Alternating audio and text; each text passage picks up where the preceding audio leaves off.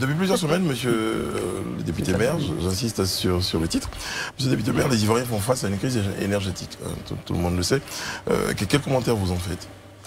Bon, là encore, il faut savoir qu'on a presque augmenté de 60% nos capacités de production électrique depuis 2011. On est passé environ à 2,2 gigas de production, de capacité de production énergétique. Et le mix est de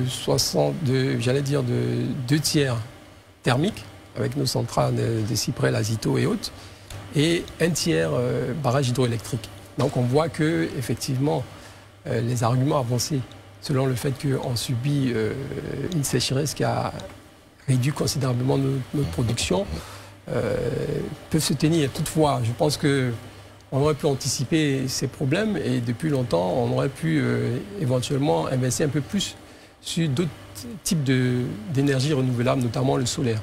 Moi-même, j'avais initié quelque chose comme ça, dans ce sens, il y a 2 ans. J'avais contacté un groupe sino-français qui était prêt à investir près de 20 milliards d'euros pour l'installation d'une unité photovoltaïque avec à la clé une production de 30 mégawatts. Et le coût de l'investissement était, comme je disais, aux alentours de 30 milliards d'euros, d'environ un peu moins de 20 milliards. Et c'était en BOT, c'est-à-dire c'est Build, Operate and Transfer. Ils allaient exploiter. Et le coût de production revendu, parce que c'est la CIE qui commercialise l'électricité, revendu à la CIE, était inférieur au coût pratiqué par la Cyprel ou d'autres partenaires qui produisent l'électricité pour la Côte d'Ivoire. Donc, personnellement, ça aurait coûté 0 francs à l'État de Côte d'Ivoire et ça aurait pu permettre d'éviter le genre de situation. Mais qu'est-ce qui s'est passé?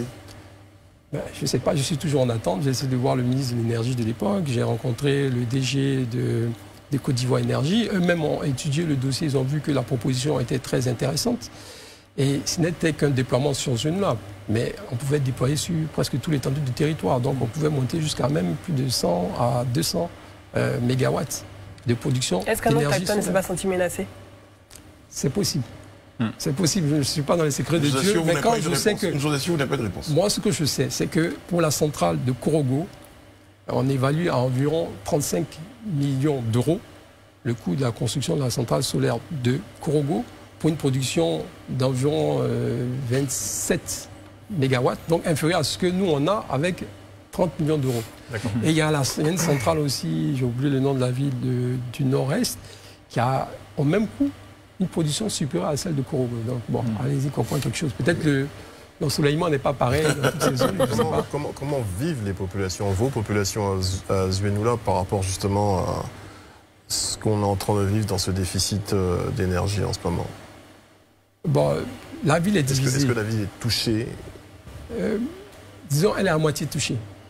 Parce qu'il y a 2 sources d'approvisionnement. Il y a la voie de sucre ivoire qui est vraiment affectée par le délestage, et le reste de la ville ne l'est pas trop.